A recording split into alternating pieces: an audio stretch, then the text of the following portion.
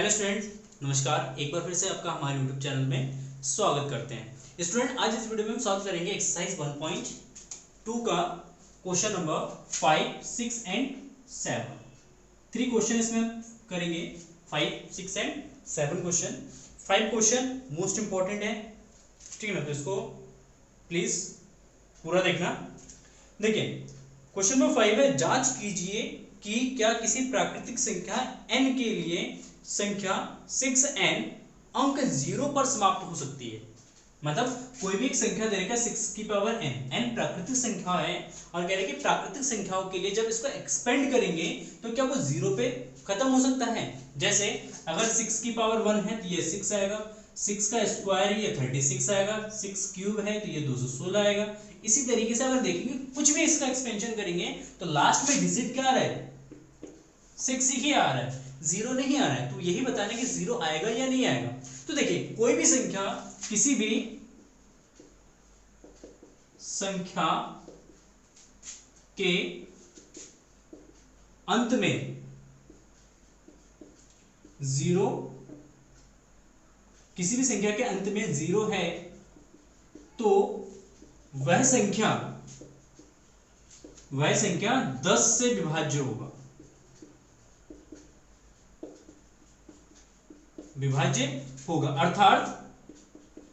अर्थात उस संख्या के गुणनखंड में अगर वो 10 से विभाज्य है तो 10 का गुणनखंड क्या होगा, 2 गुणा 5। तो उस संख्या का जब भी हम गुणनखंड करेंगे तो उसके गुणनखंड में 2 और 5 होना चाहिए, ठीक है ना। अगर उसके गुणनखंड में 2 और 5 है, पावर कुछ भी हो, 1 से ग्रेटर हो पावर, तो उस कंडीशन 1 या 1 से ग्रेटर हो तो उस कंडीशन में संख्या जो है वो 0 उसके अंत में जरूर आएगा, ठीक है ना, होगा।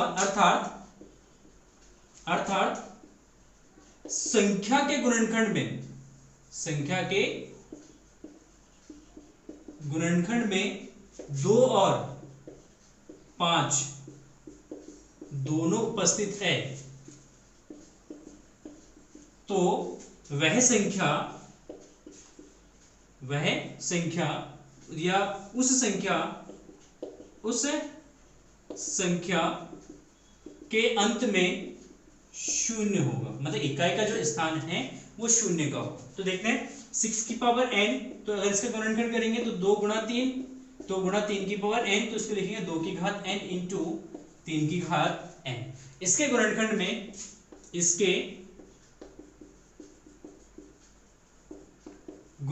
में 5 नहीं है, इसलिए इकाई का अंक 0 नहीं होगा, ठीक है, क्लियर है। तो ये हम लैंग्वेज में इसको दिखा देंगे कि कोई भी संख्या अगर 0, किसी भी संख्या के अंत में अगर 0 है तो इसका मतलब है वो संख्या 10 से विभाज्य होगा। 10 से विभाज्य होने का मतलब है अगर उसका गुणनखंड करेंगे तो उसके गुणनखंड में 2 और 5 दोनों उपस्थित होगा, ठीक है ना। अगर दोनों उपस्थित है, 2 और 5 उपस्थित है, तो उसका इकाई का अंक क्या होगा, 0 होगा। तो अगर 6 का गुणनखंड करेंगे तो 2 की पावर n इंटू 3 की पावर n, इस वाले गुणनखंड में देखेंगे तो 5 नहीं है। तो 5 नहीं होने का मतलब है कि उसका इकाई का अंक जो है वो 0 नहीं होगा, ठीक है, क्लियर है। ये एक सिंपल सा क्वेश्चन है, क्वेश्चन नंबर 5। इसको नोट कर लीजिए, स्क्रीनशॉट ले लीजिए। चलिए देखिए, और यहाँ पे भी आप देख सकते हैं इसको, लास्ट में इकाई का जो अंक है वो क्या आ रहा है, 6 आ रहा है, ठीक है। चलिए आगे बढ़ते हैं और छोटे छोटे कदमों से बढ़ते हैं क्वेश्चन नंबर 6 की तरफ। अच्छा क्वेश्चन है क्वेश्चन नंबर 6 में, लेकिन इतना ज्यादा इंपॉर्टेंट नहीं है। देखिए क्वेश्चन नंबर 6 कह रहे कि व्याख्या कीजिए कि 7 गुणा 11 गुणा 13 प्लस 13 और 7 गुणा 6 गुणा 5 गुणा 4 गुणा 3 गुणा 2 गुणा 1 प्लस 5 भाज्य संख्याएं क्यों है। हमें मतलब ये बताना है, ये दर्शाना है या इसकी व्याख्या करना है कि ये जो संख्या है ये भाज्य संख्या है, ये भी क्या है, भाज्य संख्या है। तो भाज्य संख्या की डेफिनेशन मैंने आपको बताया था कि वह संख्या जिसके 2 या 2 से अधिक गुणनखंड हो सकते हैं, 2 से अधिक गुणनखंड हो, ठीक है ना। तो इसमें भी देखेंगे कि इसके 2 से अधिक गुणनखंड है या नहीं है। अगर 2 से ज्यादा गुणनखंड है तो इसका मतलब होगा कि ये संख्याएं भाज्य संख्याएं हैं। तो देखिए सबसे पहले इसमें से ये प्लस में है ना, तो 13 इसमें से कॉमन हो जाएगा, 13 कॉमन ले लेते हैं, तो 7 गुणा 11 प्लस का 1, तो ये 13 गुणा 77 प्लस 1, तो ये जाएगा 13 गुणा 78 और 13 छिंग कितना होता है, 13 छिंग 78 होता है, ठीक ना। तो 78 को हम लिख सकते हैं 13 गुणा 6 और 6 को लिख सकते हैं 13 गुणा 2 गुणा 3, ठीक ना। अतः इस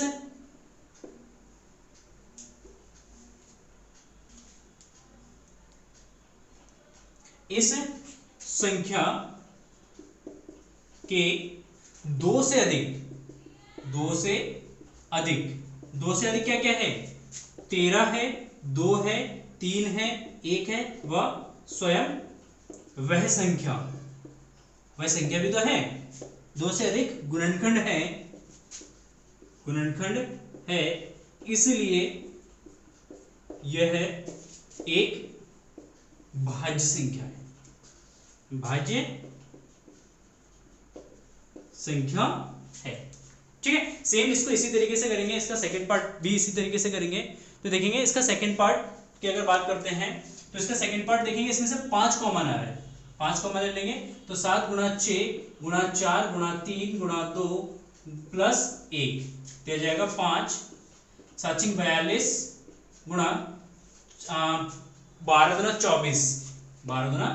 24 प्लस 1, तो यह 5 गुणा 24 दुना 48 का 8 ऐसे लगा 4, 24 चौक 96 और 4 कितना जाएगा 100 प्लस 1, ठीक ना। तो यह 5 गुणा 1009 कितना जाएगा 1009। तो इस संख्या के भी 2 से अधिक, लैंग्वेज थोड़ा सा मैं लिख दे रहा हूं, 2 से अधिक कौन 5, 1, 1009, स्वयं वह संख्या, कौन सी संख्या, जब इन दोनों की मल्टीप्लाई करेंगे तो एक संख्या बनेगा, उस संख्या की बात कर रहे हैं, स्वयं वह संख्या गुणनखंड है, इसलिए यह एक भाज्य संख्या है, ठीक है। तो इसीलिए जो है ये भी एक भाज्य संख्या क्योंकि इसके 2 से अधिक गुणनखंड है, ये भी हमारा एक भाज्य संख्या क्योंकि इसके भी 2 से अधिक गुणनखंड है, ठीक है। तो ये हो गया क्वेश्चन नंबर 6, स्क्रीनशॉट ले लीजिए इसका जल्दी से। अब बढ़ते हैं क्वेश्चन नंबर 7 की तरफ, जो हमारा लास्ट क्वेश्चन है और बहुत ही इंपॉर्टेंट है, एक सिंपल सा क्वेश्चन है। देखते हैं क्वेश्चन नंबर 7 देखते हैं यहाँ पे, क्वेश्चन नंबर 7, ठीक है। क्वेश्चन नंबर 7 कह रहे हैं किसी खेल के मैदान के चारों ओर एक वृत्ताकार पथ है, इस मैदान का एक चक्कर लगाने में सोनिया को 18 मिनट, जबकि इसी मैदान का एक चक्कर लगाने में रवि को 12 मिनट लगते हैं। मान ज्ञात कीजिए कि वे दोनों एक ही स्थान पर एक ही समय पर चलना प्रारंभ करके एक ही दिशा में चलते हैं, तो कितने समय बाद वे पुनः प्रारंभिक स्थान पर मिलेंगे। जैसे मान लो ये एक वृत्ताकार मैदान है, यहाँ पे सोनिया भी है और यहाँ पे दूसरा रवि है, दोनों इसी स्थान से चलना स्टार्ट करते हैं, तो सोनिया जो है 18 मिनट में यहाँ पहुंचती है, रवि जो है यहाँ पे 12 मिनट में, सोनिया जो है यहाँ पे 18 मिनट में पहुंचती है। तो कह रहे हैं तो एक साथ, तो एक चक्कर अगर कंप्लीट करेंगे तो एक साथ तो नहीं मिल पाएंगे ना, फिर 2 चक्कर कंप्लीट करेंगे तो भी नहीं मिल पाएंगे, तीसरे चक्कर में देखते हैं मिलते ही नहीं मिलते हैं। तो इस कंडीशन में कह रहे हैं कितने समय बाद वो जो है इस बिंदु पर मिलेंगे, ठीक ना। तो लिखेंगे रवि तथा सोनिया,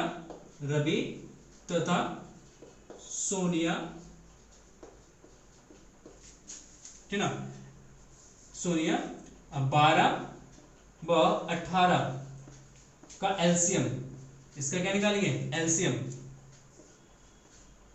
समय बाद एक दूसरे से मिलेंगे,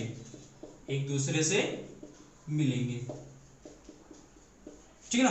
तो इन दोनों का क्या निकालेंगे एलसीएम निकालेंगे, तो 18 और इसका एलसीएम कितना जाएगा, तो 12 का गुणनखंड हो जाएगा 2 गुणा 2 गुणा 3, ठीक। 18 का गुणनखंड हो जाएगा 2 गुणा 3 गुणा 3, तो इसका एलसीएम हो जाएगा, एलसीएम, तो एलसीएम हो जाएगा, देखें 2 कॉमन है 2 ले लिया, 2 ये हो गया, 3 कॉमन है तो 3 ले लिया और ये 3 आ जाएगा, 3 तिया 9, 2 दूना 4, 9 चौक 36 मिनट। अतः दोनों 36 मिनट बाद मिलेंगे। 36 मिनट का मतलब हो गया 3 चक्कर, कितने चक्कर, 3 चक्कर। रवि जो है वो 3 चक्कर कंप्लीट कर लेगा और सोनिया जो है ये 2 चक्कर कंप्लीट कर लेगी, ठीक है। तो रवि 3 चक्कर के बाद और सोनिया जब 2 चक्कर कंप्लीट करेगी तब दोनों जो है एक दूसरे से एक ही बिंदु पर मिल पाएंगे। तो अगर इस तरीके के क्वेश्चंस आते हैं तो इस तरीके के क्वेश्चन में जस्ट आपको क्या करना होता है, इसका एलसीएम निकालना। जो भी नंबर्स दे रखा होगा इन नंबर्स का क्या करेंगे, हम एलसीएम निकाल देंगे। जैसे ही एलसीएम निकल जाएगा तो हमारा आंसर निकल के आ जाएगा, ठीक है। तो आई होप आपको question number 5, question number 6 and question number 7 जो है समझ में आ गया होगा।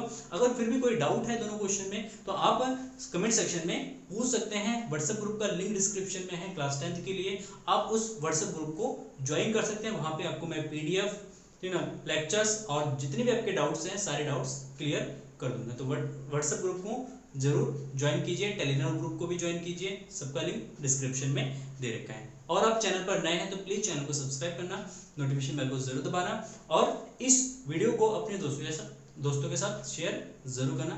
चलिए फिर मिलते हैं एक नए वीडियो के साथ, तब तक के लिए जय हिंद, जय भारत।